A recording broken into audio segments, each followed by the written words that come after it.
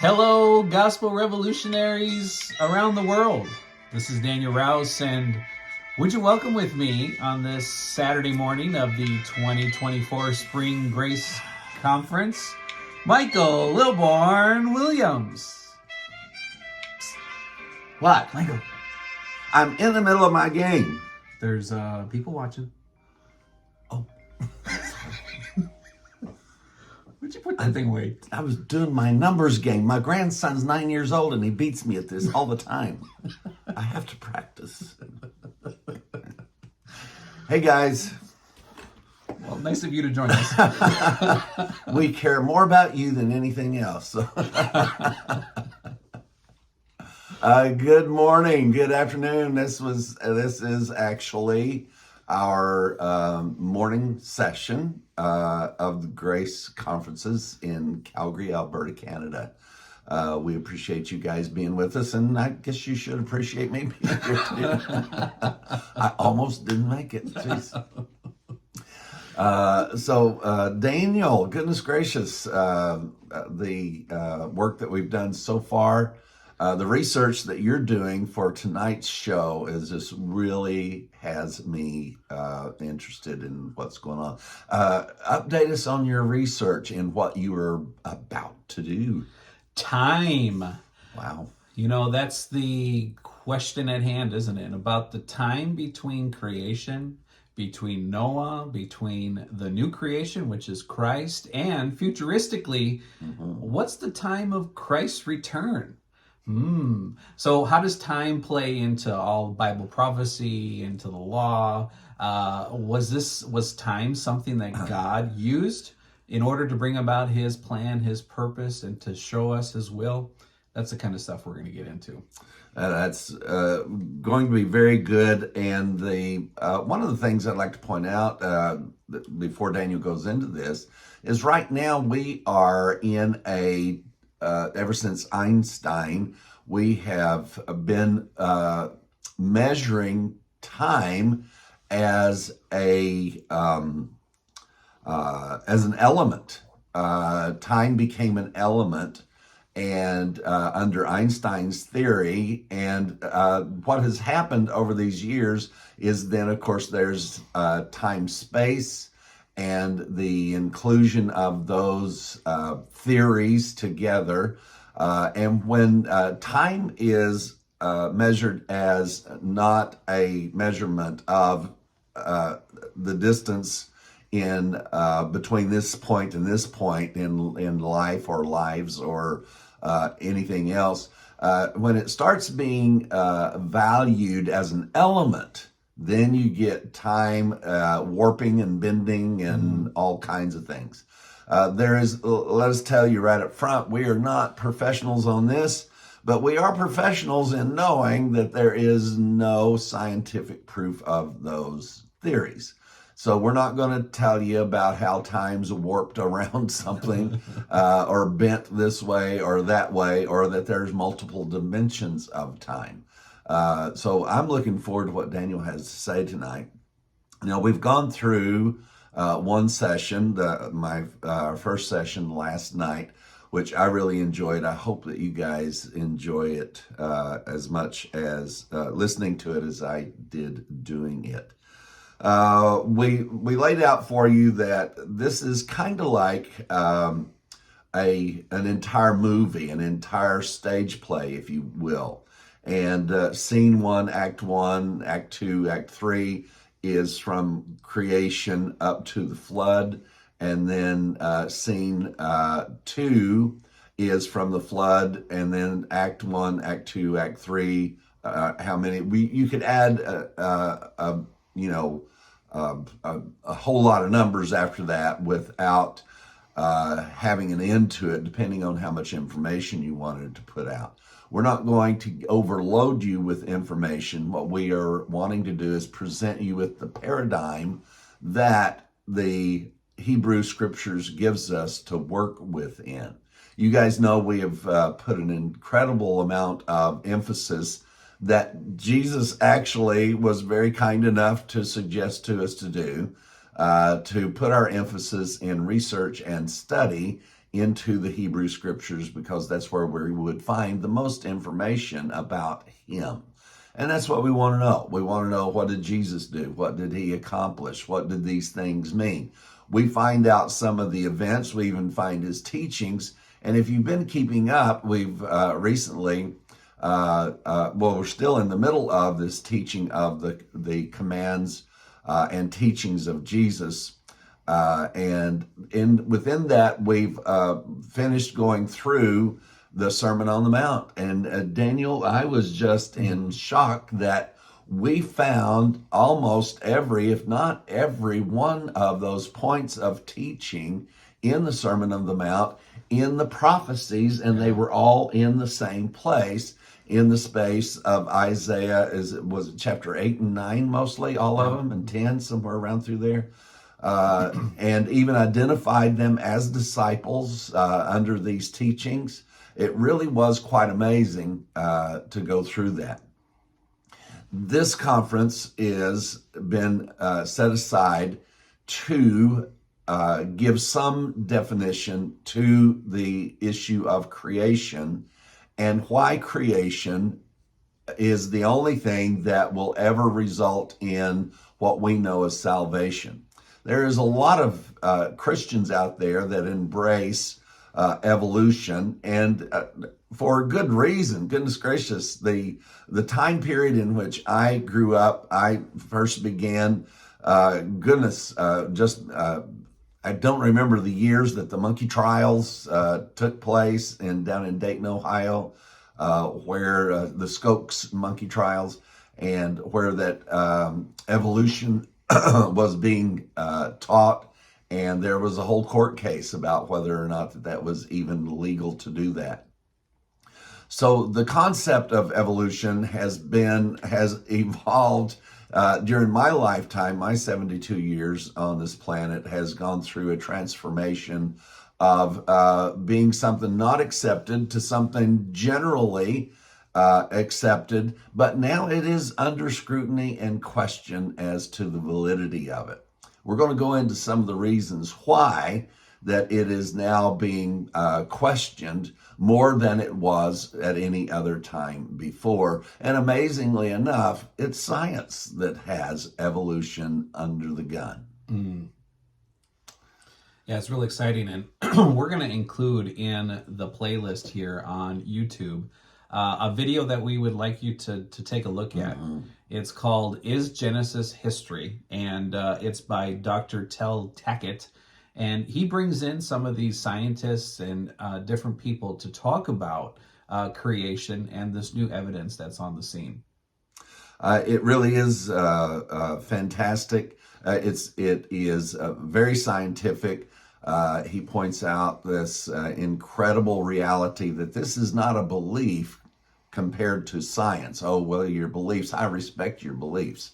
Well, the issue is they're not respecting the science. It's not our beliefs that we are asking people to take a look at. It's the science. And what has happened, though, is in the persuasion of Darwin's theory of evolution, which Darwin was able to shoehorn this in, if you will, because of a book that he read about someone's opinion about the progression of the development of the earth taking place over billions of years. So he took his theory of evolution and stretched it out over that paradigm, and that's where the whole evolutionary theory was born, out of these two elements coming together. If Einstein had not had someone's book to draw off of to lay his theory over the top of, I don't know that his theory would have ever been published. The science that is available today, as we're going to point out to you as we go along, and we're also going to point out what Genesis actually says, which is really very important. And it's amazing that here we are over 6,000 years later, pointing back to Genesis at things that cannot be disproven to this point. And they are unable to disprove this. And in fact, the proof is now in the process to where that it is beginning to tilt now back toward creation instead of evolution, and for some very good reasons. So as we go into this, this is still scene one. We've gone through Adam and Eve, and we're going to go on into the second scene, or the second act of scene one, and look at this as this is laid out in Genesis. So after we have already concluded that through Genesis that all of life started with one set of parents. So let me just touch on this point. I think we'll lace this in as we go. That was absolutely a laughable possibility, according to evolution, that the entire human race would go back to one single set of parents. And then, of course, the mapping of the human genome took place in the 90s. And within 10 years, they went into New York City and they collected a very diverse set of people, from Asian to Caucasian, Indian, African, as many as they could get. Of course, being in New York City, that was easy enough to do, to find people out on the streets willing to participate in this. And the one thing that they were able to conclude by DNA, geneticists were able to conclude that all of the human race started with one set of parents. Mm-hmm. So that has never been addressed or readdressed by the evolution community. But here is science. DNA is science, as you guys know. A lot from the photos that hang on my walls here. I like to live in a museum, so and it's been very exciting. I've really enjoyed. But everybody has this in their life. So what is the difference between me and everybody else? Why do I know that a man by the name of John Punch is my 9th great-grandfather? How do I know that? If we had not had the advent of DNA and the matchings of DNA and descendants and cross-matching of descendants, there's no way that I would have ever known that this man, who turns out to be the very first slave in America, that he was indeed my 9th great-grandfather. His son took the name of Bunch instead of Punch. And all you have to do is just type in John Punch. And it seems like every week that I go on there, this is such recent information that's become available. There's much more information about him that is alive. So, and that is out there. So, what we are doing by presenting that is the fact that things can now be known through DNA that could not have been known before the last 15 years or so. And one of those things is indeed about the human race and exactly how long we've been here. Was there at some point a cross section between species, as is taught by evolution? The Neanderthal, was Neanderthal indeed a pre-human, as was taught and is taught, and even though it's been proven wrong, is still being taught even in schools and colleges today. So as we go into this, we're going to point out a few more things along these lines. But Daniel, let's start out in Genesis chapter 2. Do you have anything you want to add to that at the moment? I think, well, because I'm excited about what I'm going to talk about tonight, this topic of time, I think, is really important. And before we get into chapter 2, chapter 1, we have these 7 days. And in the Hebrew, that word days is the word yom. Now, that's something that I remember being debated, even amongst Christian communities, that this yom, this day, is just some sort of period of time. And if Genesis is written in a poetic type of way, then certainly Yom could be defined as any kind of period of time. Absolutely. And I've heard even Christian scientists say, well, that's how we understand the billions or millions of years, is because each one of these days of creation were, 100 million years or whatever they fill into that. But if you read the document as we do, and if you respect the document as we do, as history, and even it calls itself history, we're going to read that here in Genesis 2 in a minute, but if you count it as history, then what a Hebrew scholar teaches us, and this is in that video that we're sharing is Genesis history, is he talks about how if it's a literal book about a literal history, then the only way to define Yom is by defining it as what we would call a day, a 24-hour period. And that is so important as we move on, because everything that's at debate here is the debate of time. Is it a young earth, or is it been around for billions of years? And as we go through, the new evidence is showing and proving that it truly is young. And it disproves the idea that this happened over millions and millions of years. So the comparison is, as Daniel was laying that out for you, the difference between rapid events over a short period of time, or events that were not rapid and that was drug out over millions and even billions of years.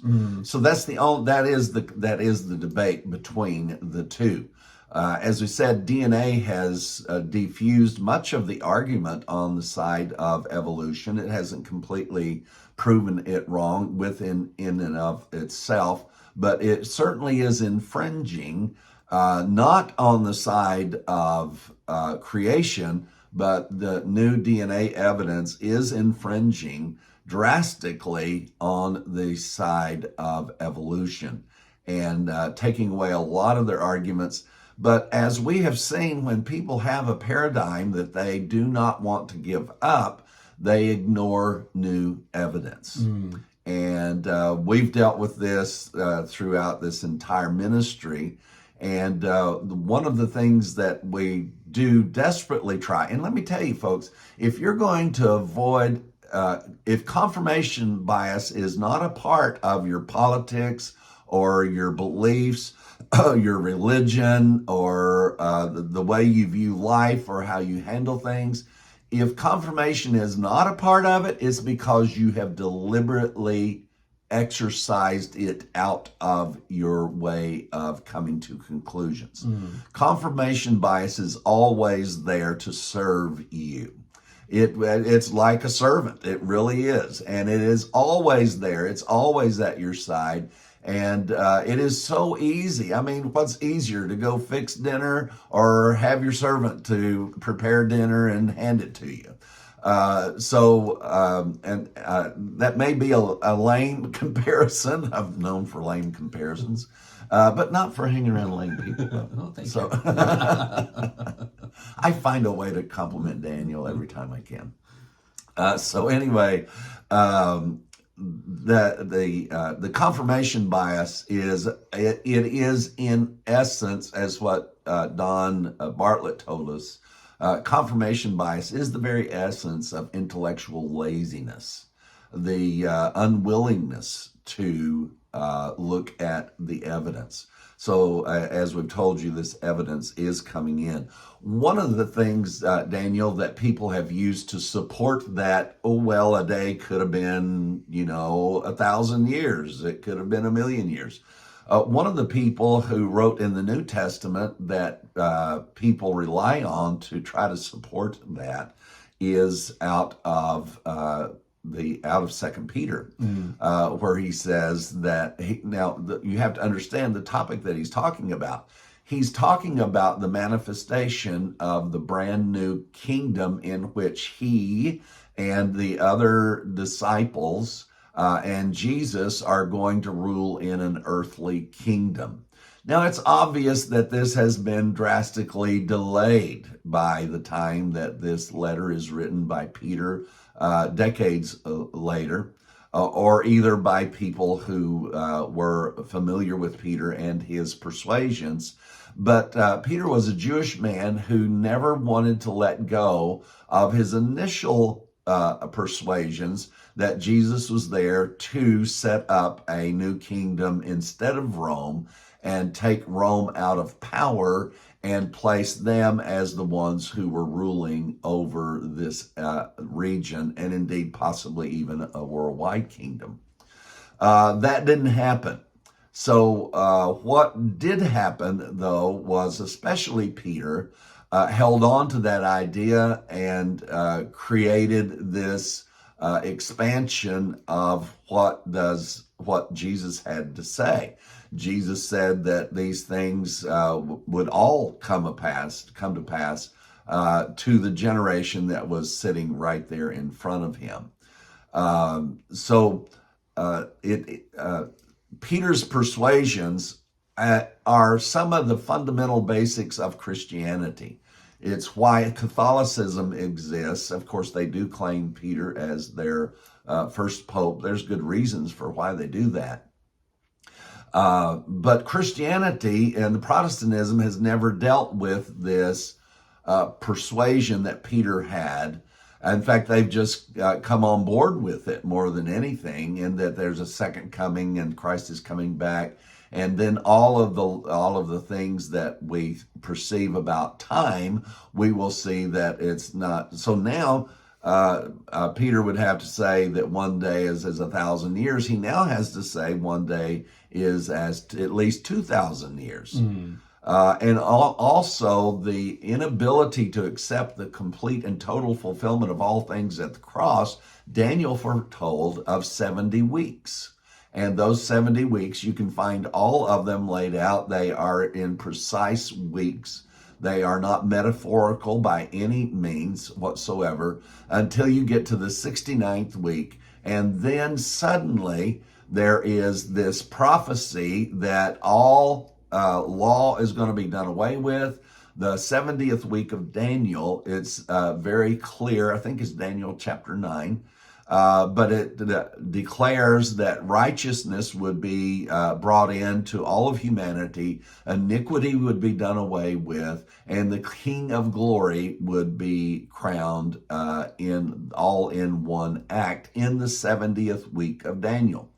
Now, what Christians have done with that, because they also, along with the Catholics, are looking, as was Peter, looking for an earthly kingdom, they have said that the 70th week of Daniel went on hold right after that 69 weeks. And there's just no precedent for that with someone, well, to God, and time is nothing to God. Why is God? But God was smart enough to know that he was dealing with people who were subject to time and related to time. It was God who created time. It was God who created time by putting the sun and the moon and the stars and a way to measure time. It was his watch. The universe and the sun and the moon and the stars is God's watch. And he did not make his watch subjective. It's better than a Timex. I'm telling you, it just keeps on ticking. And until time was fulfilled, we've got incredible statements that until time be fulfilled, that time is fulfilled. Wow. So the economy of time is vitally important to understand, and the redefining of what time means is indeed just that. It is redefining time for the purposes of shoehorning in an idea that just simply the law, the Psalms, and the prophets never speak of.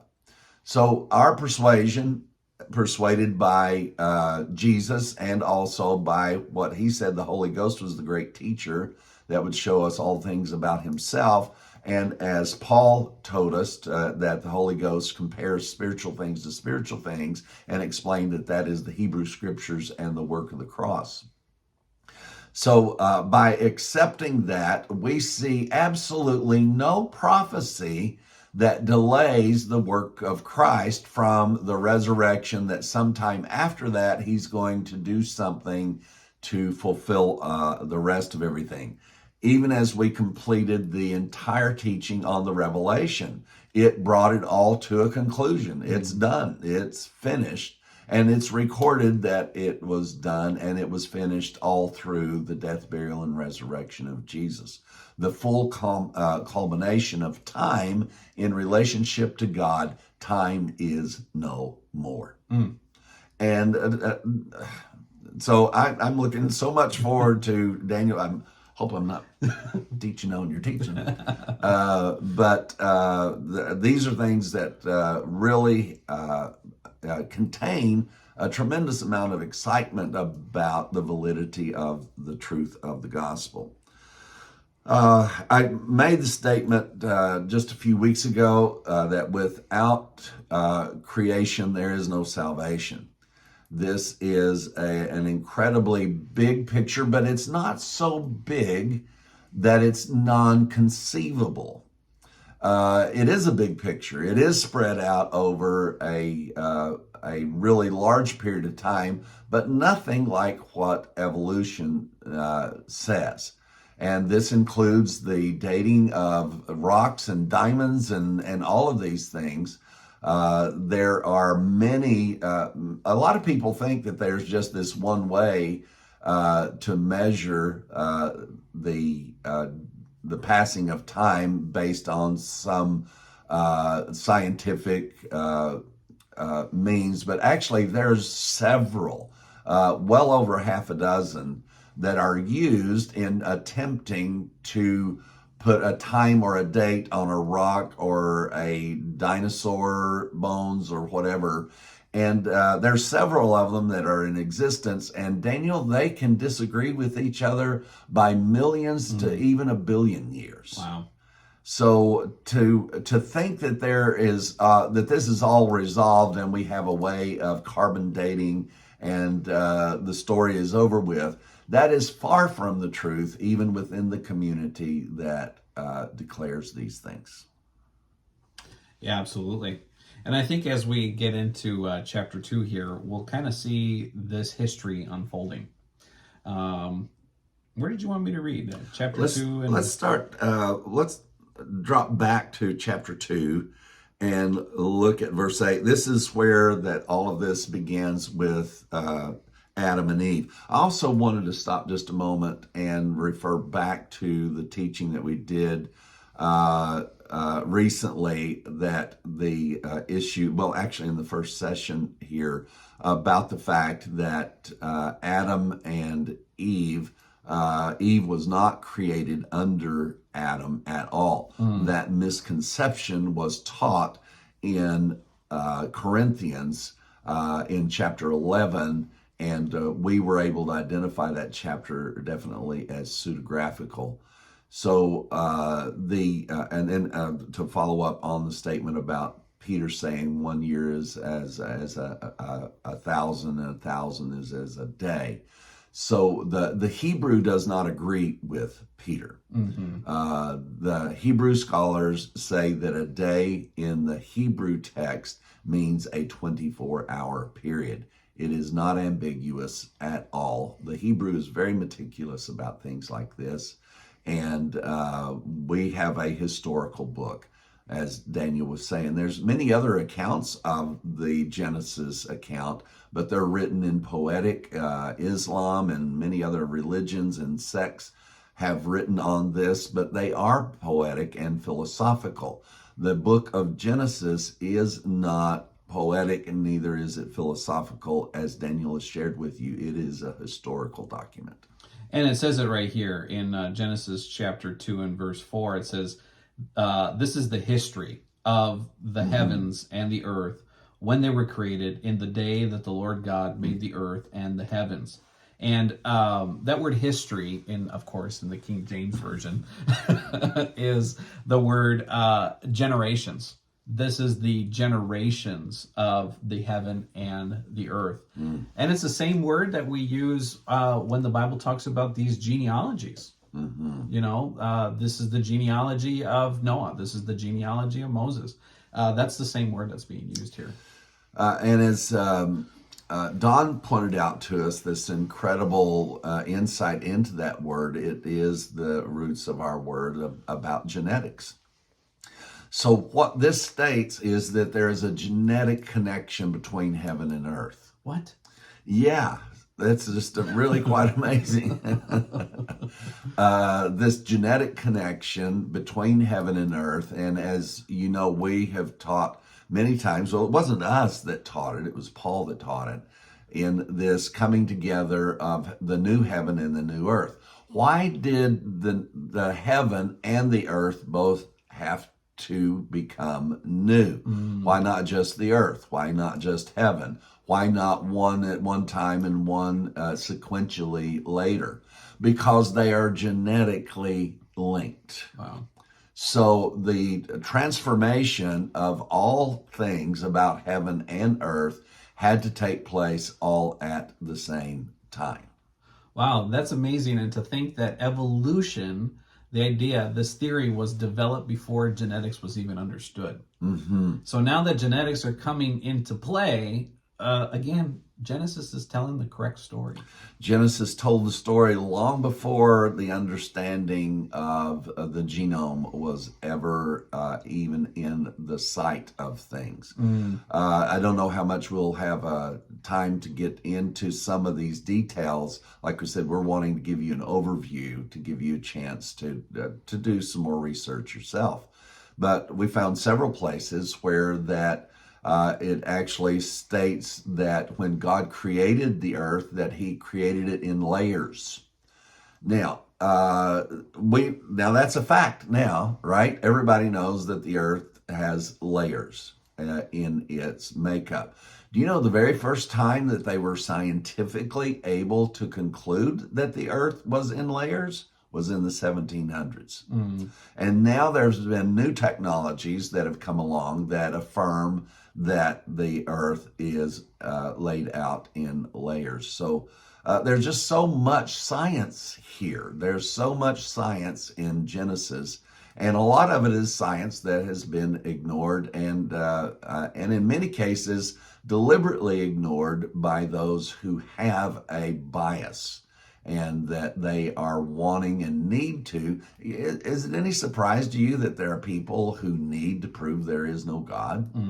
Well, now we know they're trying to prove that they don't exist is what's actually taking place. I think if we ever get to the point to where that they understand that, maybe they'll drop this pursuit, but maybe not. Our desire is to share the truth of these things. And that, like we said, we are standing in a very unique position because most preachers and teachers and Bible scholars that have done this before did not have the advantage of this, the human genome and the genome of plants and animals. The DNA chain is an incredible thing. And it's not that the DNA chain is quite so different from species to species even, but the proteins and enzymes that interact with that DNA chain. So basically what that tells us is life is life. It doesn't make any difference if it's in an onion or in a human or in a monkey or in a horse. Life is life. And to me, that is just amazing. That they didn't find this major difference in the construction of life, right down to just a cell, in having this incredible chain of life on the inside of it called DNA and the structure of DNA. But the thing that makes us so different is the interaction of these enzymes and proteins and things I know nothing about. But it's how they interact with the DNA that causes the way that that particular life is manifested. It's absolutely, it is art. There is no way that someone could look at the way that the strand of DNA and its interaction with its own self has the ability to do the things that it does within the life that it is in. It's amazing. So we found out that, and that was in Genesis, what, Daniel? Chapter 2 and verse 4. what an amazing thing to find out that heaven and earth has a genetic connection.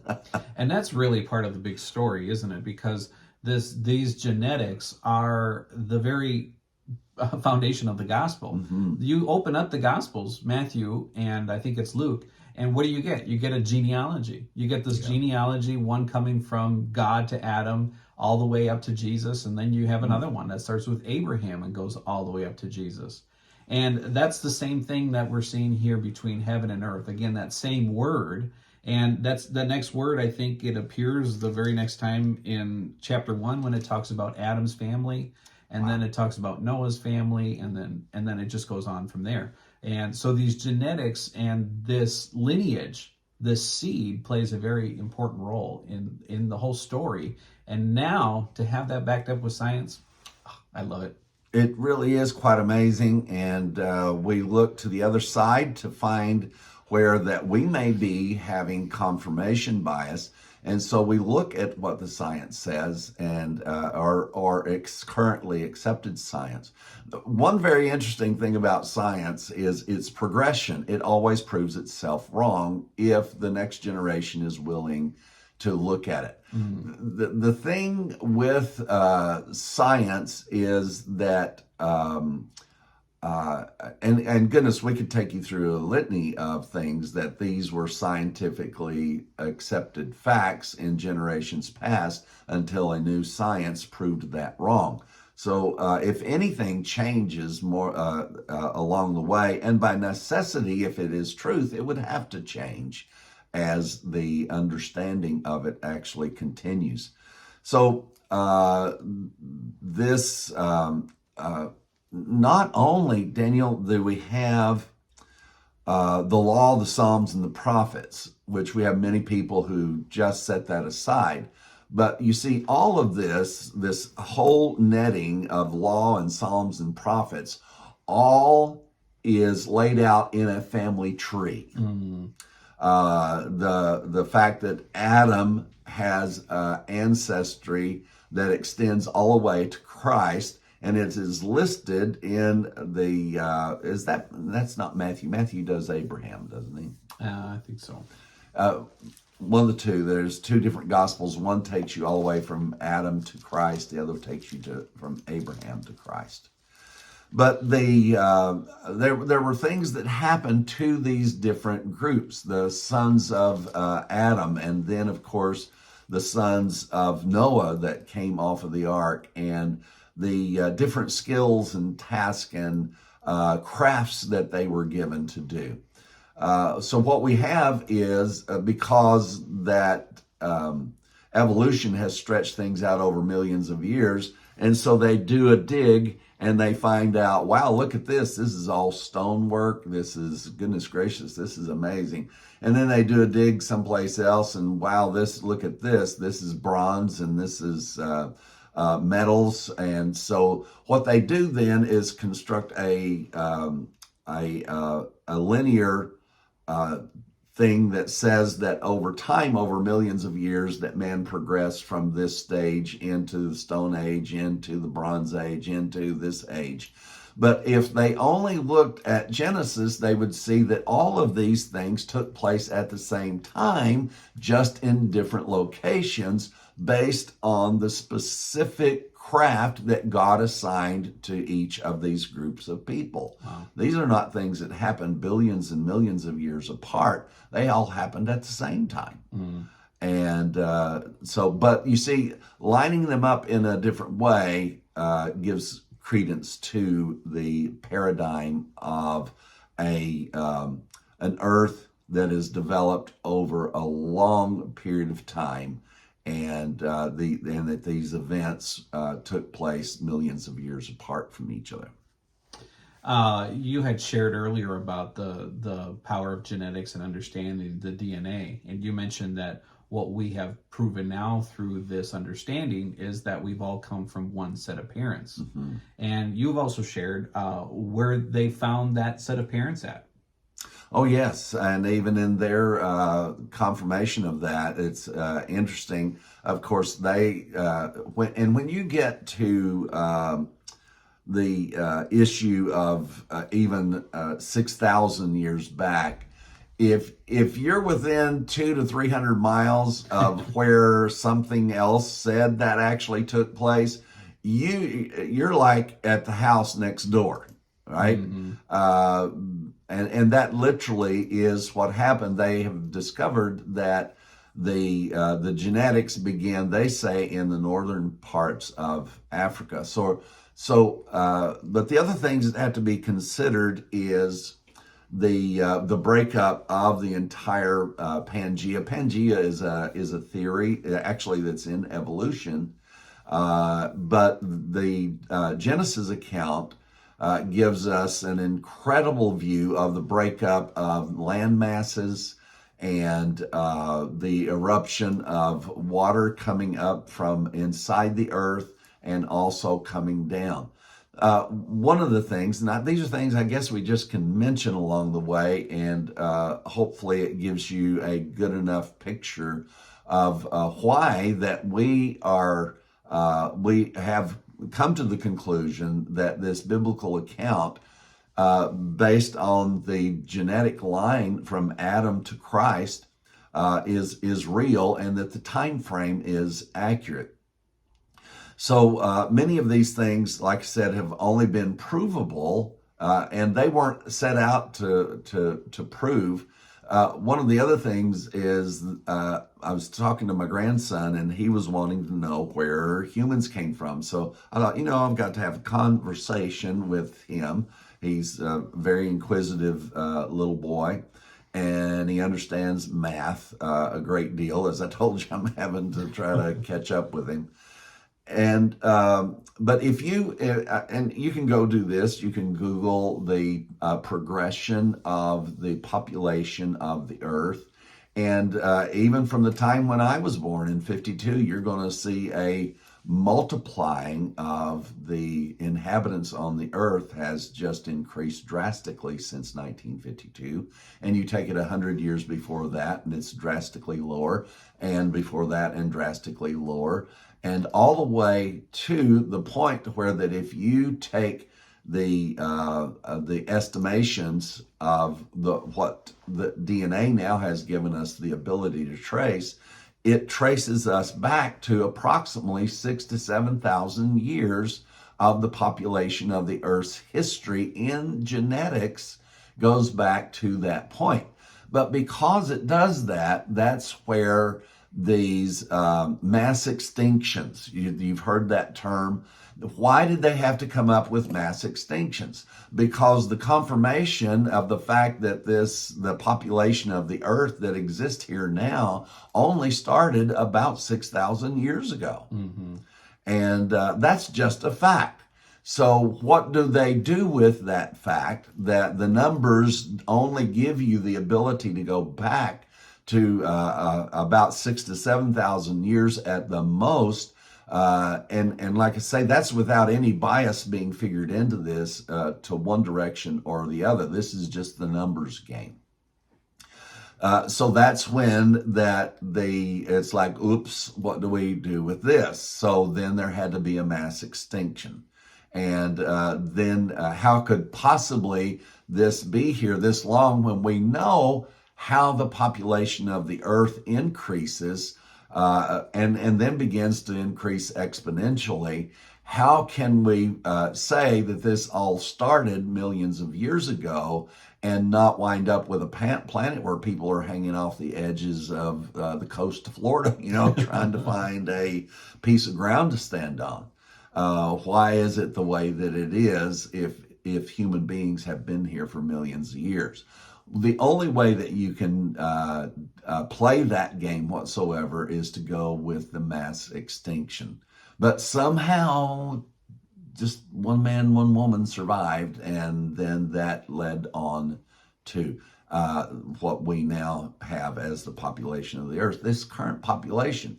I mean, with me doing my own genealogy, just going back into the 800s, which is where I'm at now on certain parts of my family history, And a lot of people don't understand how you can find these things out, but honestly, the descendants, with the multitude of people that are descendants of these people, if your DNA is compared to them and they are known descendants, then if you're in that pool, in that group, then you're able to identify that connection. And also, if you have documents going back so far to connect you to a lineage that's come this way and one that's gone that way, then you can document that quite easily. Actually, it sounds trite to say at this point that it's easy to document that people that lived 800 years ago and they found my Y DNA in a Viking off the northern coast of Ireland. My name. I've got my DNA done, and they work with this pool of DNA. And I remember just a few years ago, I got a notice from one of these companies letting me know that they found one of my grandfathers from the 800s. Wow. And they were digging around in a burial grounds in Northern Ireland. All of the artifacts said that they were Vikings. And Y DNA for the male is traceable because my Y DNA goes back as far as it goes back. And Daniel's Y DNA is different than mine, and possibly different. We don't know for sure. We're not cousins, but nobody knows for sure sometimes if you haven't done the research. These things are knowable, and I think that people that don't have any knowledge of this science have more of a difficult time with this. So what we're dealing with here is time, and like I said, going back to the 800s, you wouldn't believe, just type it in and find out what was the population of the earth in 800 AD.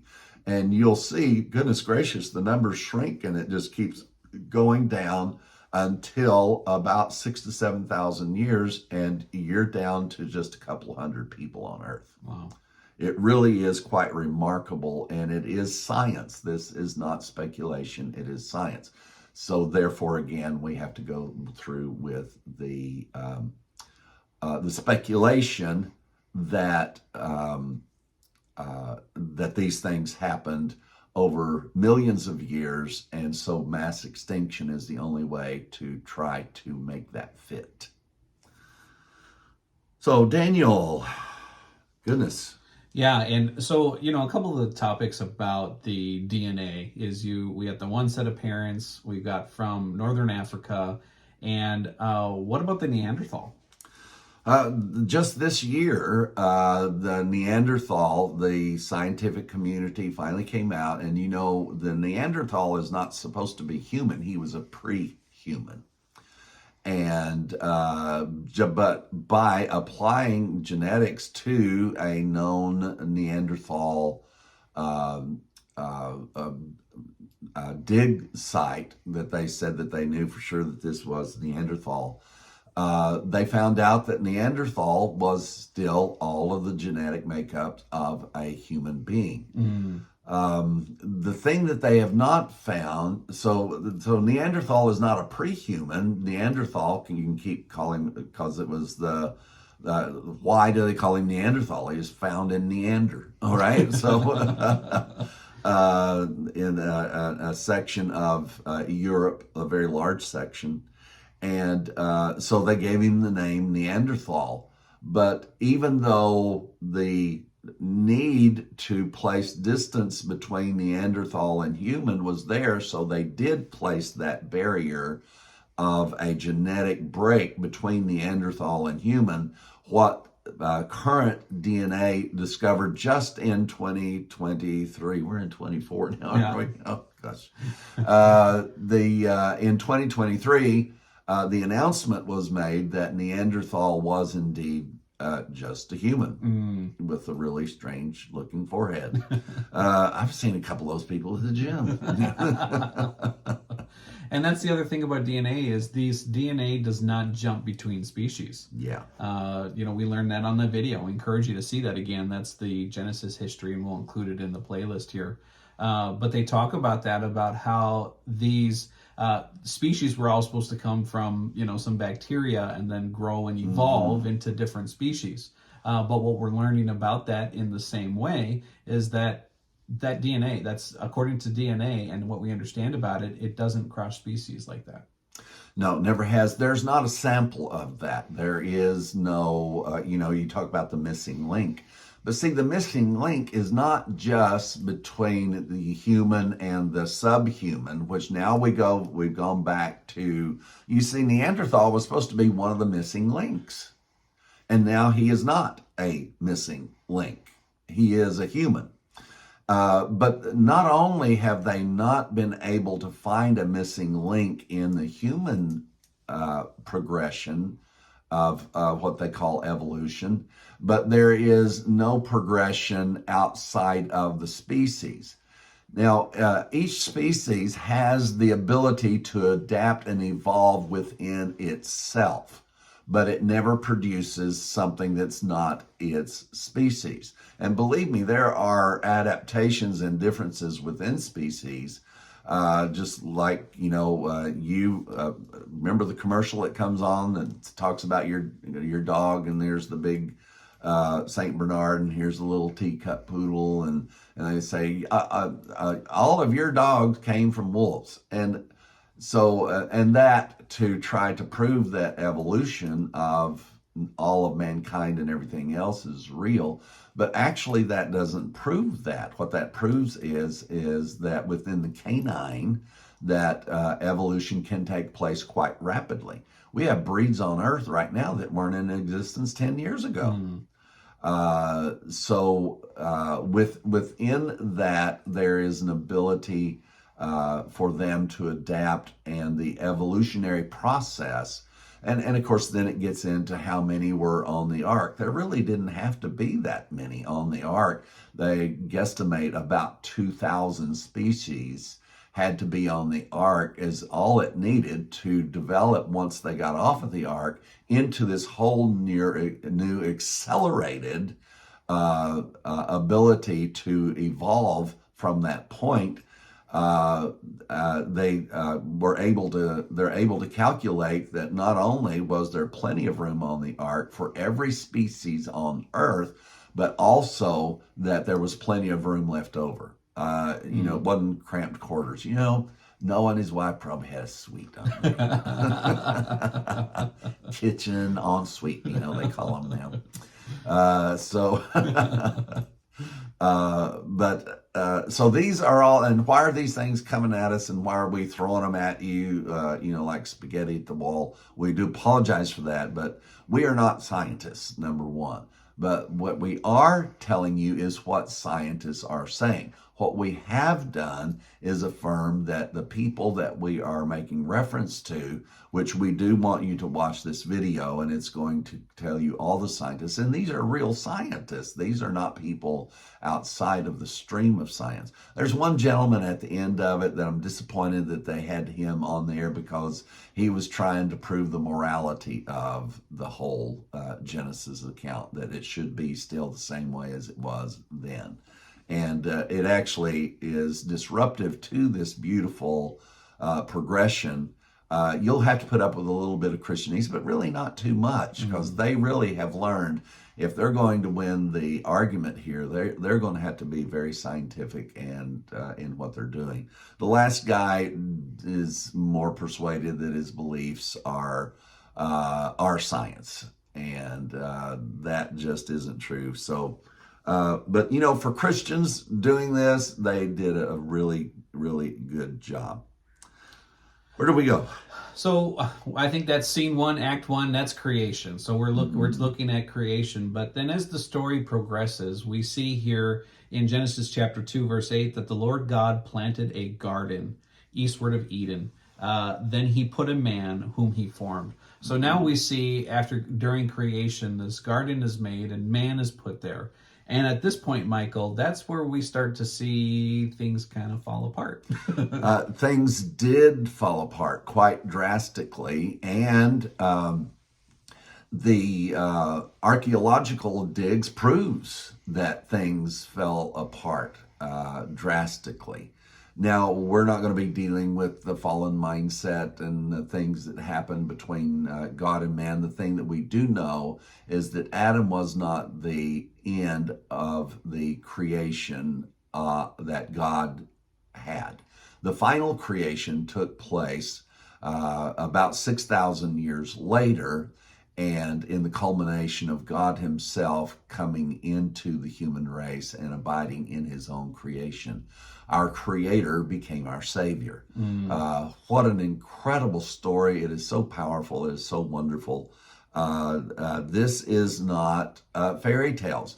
Don't let people just, well, you're going to have to let them. They're going to laugh at you because you are creationists. We had to stop and consider over these years. I've told people that whether you believe in creation or evolution, that it's the story that counts. And, after a while, I began to realize that I'm really being disingenuous about what I'm actually persuaded of. Because what I was doing, many times your motivation can be very noble, but you still can be very wrong in what you're doing. And I was wrong to do that. But I didn't have the information that I do now with DNA about the things that I was persuaded of, that evolution is a lie and that creation is a science. And what we're learning now is that the science of creation really is quite powerful. And yes, it does go into the very measurement of the way they measure things, but we don't have the time to do that. But there is a lot of great information in there. So what happened then between the issue with Adam and Eve? You guys all know the story of the partaking of the fruit of the knowledge of good and evil, and then the degradation, if you will, of the human genome. We find really strange things, such as the sons of God, some type of DNA from heaven began to make out with the daughters of men and created another DNA aberration away from what was created originally. And so many things begin to take place with the DNA.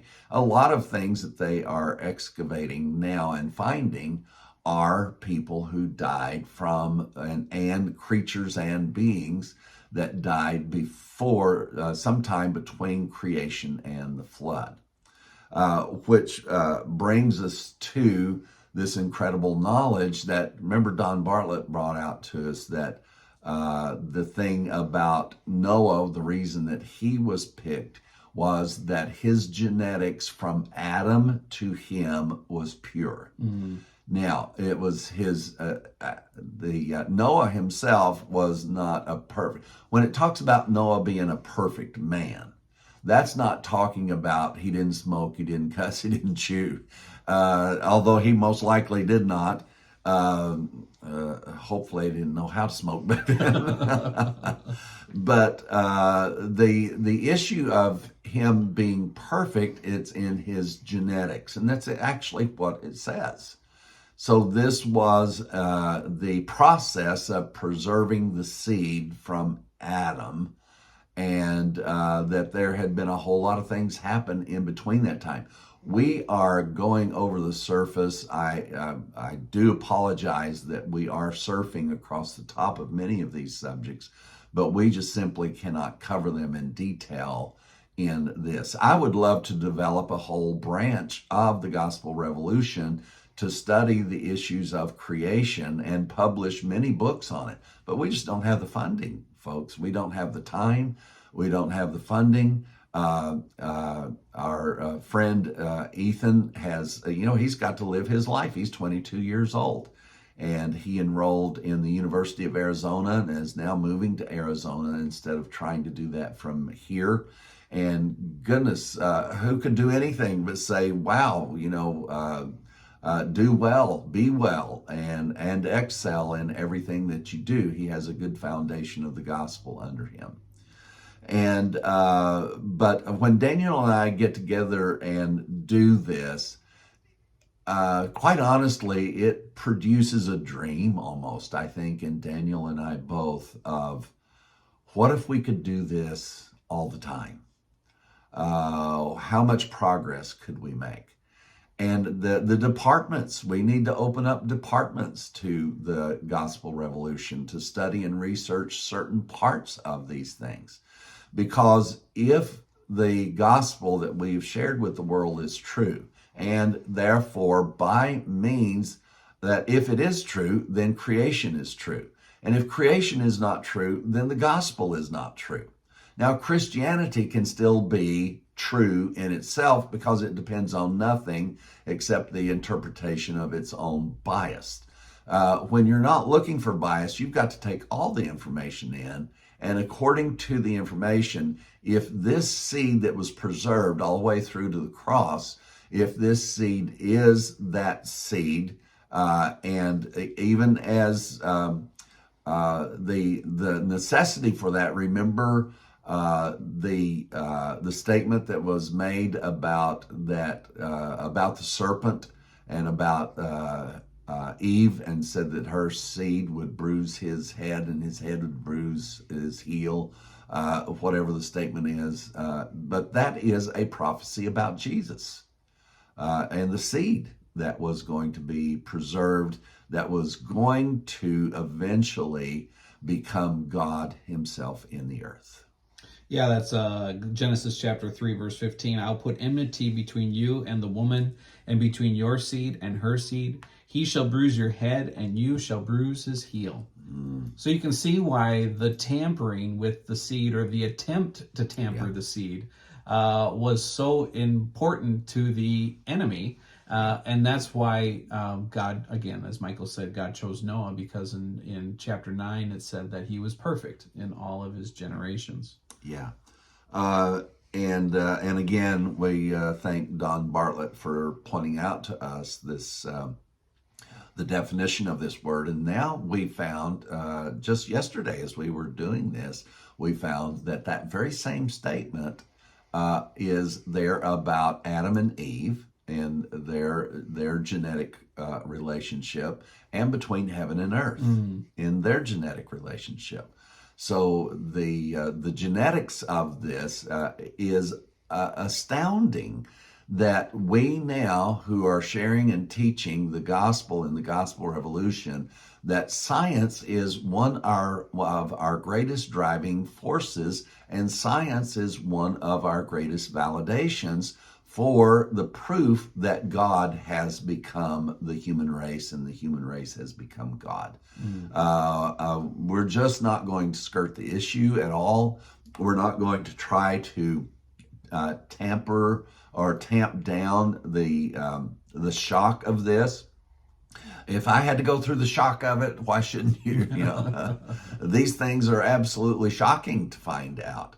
But what an incredible process of learning. And these things are real, folks. We're not talking about imaginary stuff. And we encourage you to follow up on your research. And again, if we could have a whole department just on creation, boy, what an amazing thing that would do. Because the entire earth needs it. The entire earth needs this gospel. And that does include straightening out this mess about evolution and creation. So, Michael, in surmising what we talked about here, we see this two things. We see the genealogy between heaven and earth. We see the genetics between heaven and earth, and we see the genetics between man. So we see this genealogy of man, and we also see about earth and heaven. And that's the other part of the story that we see that happens in Genesis chapter 3, is the earth gets cursed. And that's Genesis chapter 3, verse 17. Then to Adam, he said, that's God, because you have heeded the voice of your wife, them wives. Them wives. I joke.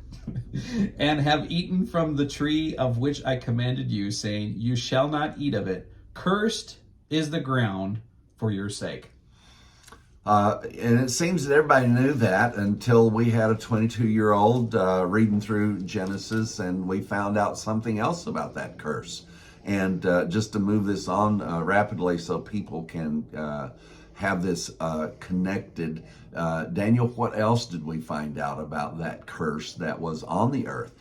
Now, the curse was on the earth. And what did that curse being on the earth and in the earth do? It allowed for a lot of really strange things to happen, and in fact promoted strange and odd things happening, such as what we don't understand, can't possibly understand, is this genetic connection between mankind and some other beings. That is just not devoted a whole lot of time to, but we think that that's because the entire thing was cursed, and the need then for the flood was for the preservation of the seed. We also have to take into consideration that according to Genesis, the ecosystem that we have now that started after the flood. The ecosystem that started after the flood did not exist at all before the flood. Therefore, the longevity of not only mankind, but other things such as reptiles. The difference between many reptiles and human beings as far as longevity is that even the people that lived to hundreds of years old, once they matured, they stopped growing. But with many of the reptile community, they grow throughout their lifetime, regardless of how long they stay alive. They grew. So the understanding of why were there dinosaurs? Doesn't dinosaurs disprove Genesis?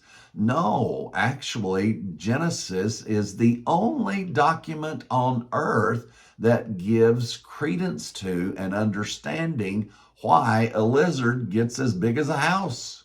That is there. Now, whether it is acknowledged or not, again, depends on confirmation bias. But we know that the earth wasn't in a situation, according to Genesis, where it rained from the sky every day. The watering came up, and you guys know the story. The earth was watered by the dew that came up from the ground, and that's how everything functioned. So an entire different ecosystem existed, entirely different ecosystem existed. So all of those things are things that we have to take a moment just to acknowledge as the science of this begins to take shape. So yeah, we see that the earth is cursed because of this, as it's commonly known as the fall. Mm-hmm. And then if you look at Genesis chapter 6, I want to look at two verses. First one being here in chapter 6. So God looked upon the earth. Of course, this is when Noah pleased God because his genealogies were perfect. Verse 12 said, so God looked upon the earth, and indeed it was corrupt, and all flesh had corrupted their way on the earth. Wow. And, in that video that we have included here is Genesis history. They even talk about the vicious cycle that these animals had gone through. Why did they become so vicious? Why did they have razor sharp teeth and all of that? And it's because of this curse that came. Yeah. But then the flood happened. And after the flood, we see Noah's building this altar. And then God comes and he speaks to him. And in Genesis chapter 8, verse 21, then the Lord smelled a sweet smelling aroma. Then the Lord said in his heart, I will never again curse the ground for man's sake. So the curse was now off of the earth, and it smelled better.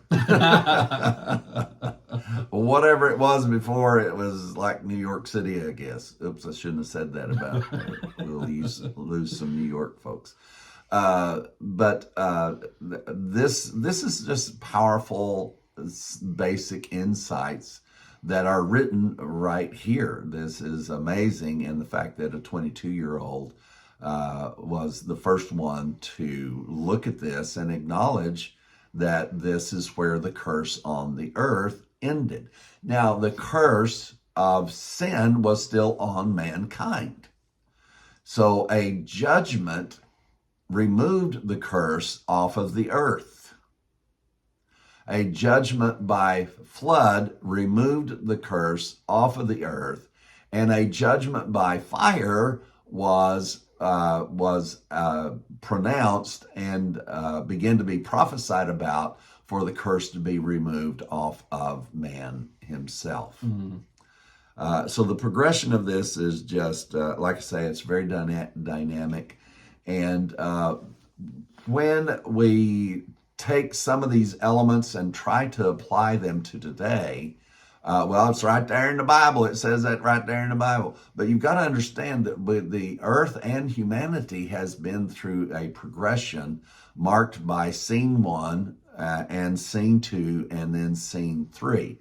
Scene 1 being the creation, scene 2 being the flood, and scene 3 being the death, burial, and resurrection of Christ himself in a whole creative and creation process, and a new creation process that took place at the cross. Stay tuned, folks. So we have looked now from Genesis, the creation, to the flood. And it's our intention in our next session with you to look from the flood up to Christ and to see what story that tells and what science might have to say about all of that. I think you'll appreciate the speed that we're going through this. There's a whole lot more that we could share, but I really felt that if we did more of a dispensing of this information in more of a condensed form, that first off, you've got to get the picture and the paradigm in your mind. You can't do that by having all of this information spread out for the first time that you're introduced to it, to have it spread out over weeks and months and years. What we are doing is giving you the paradigm that is introduced by Genesis and also is now being confirmed by research, by science, by DNA. And we hope that you've enjoyed this session. Daniel and I had a great time getting ready for it. And it's been kind of fun doing it. Yeah, absolutely. Yeah, and absolutely. Turn your phone off. Yeah, I'll try. It's hard. Look below the video. You'll see the upcoming schedule for the rest of the conference. You want to make sure that you're here and that you check out the videos. And please share it. Share it on your favorite social media network, Facebook, Instagram, and YouTube. And we'll see you next time. My life was changed by the gospel revolution in 2014. It was the time that I had first ever heard Michael Lilbourne Williams speak. I was already going through a transition in my thinking because I had read a book by Rob Bell about hell. And he didn't state what hell was or hell wasn't, but he asked some questions. And those questions got into my mind, and I began to look for answers for those questions. And as I looked solely upon the Bible and the Hebrew Scriptures, I came to the conclusion that what I was taught about hell was wrong.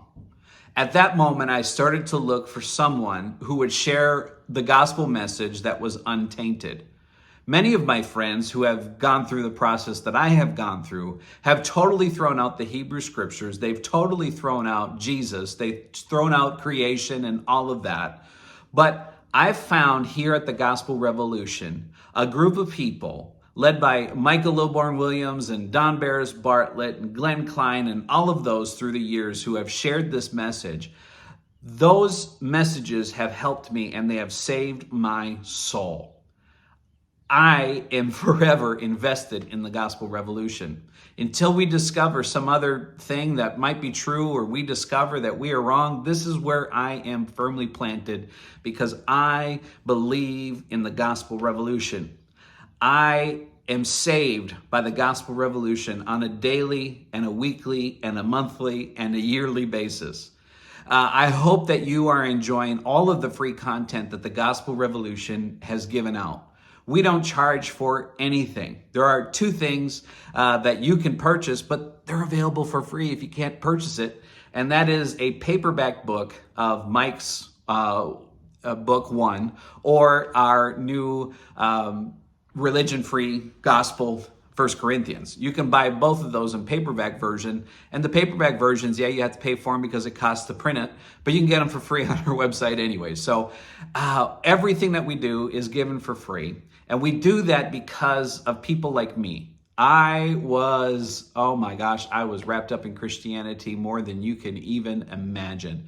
And the gospel revolution saved me, saved my two little girls. It has saved us heartache. It has saved us pain. It has saved us the misery of walking through life as Christians. You might be thinking, what are you talking about? What's wrong with walking through life as a Christian? If you understand the gospel, you'll understand what that statement is. We haven't thrown out the gospel story. We haven't thrown Jesus out. We haven't thrown the Hebrew scriptures out. But yet we have thrown out all of these man-made doctrines, and we continue to do so as we learn more and more, even as we have done in this conference. I hope that you can help financially. Yes, money. I hope that you can help financially people like me, people who are burdened with Christianity, people who are burdened with religion, people who are burdened in life because they don't understand the gospel, because they've never heard the gospel. What do we do at the Gospel Revolution? We simply publish the gospel. We share it with as many people as we can on as many platforms as we can. And your financial contributions help us to do that. With your financial contributions, we can get this to more people. With your financial contributions, we can get more people on board to help us and to write more books and to produce more material and to get it to more people.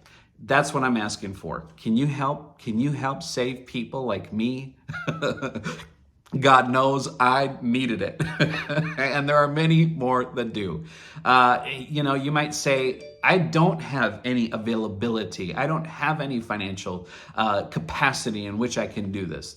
That's okay. Enjoy the free content. Enjoy the ride. We are happy to have you with us. We don't want you to go anywhere. Stay where you are. Enjoy it. Ask questions. Do all of that.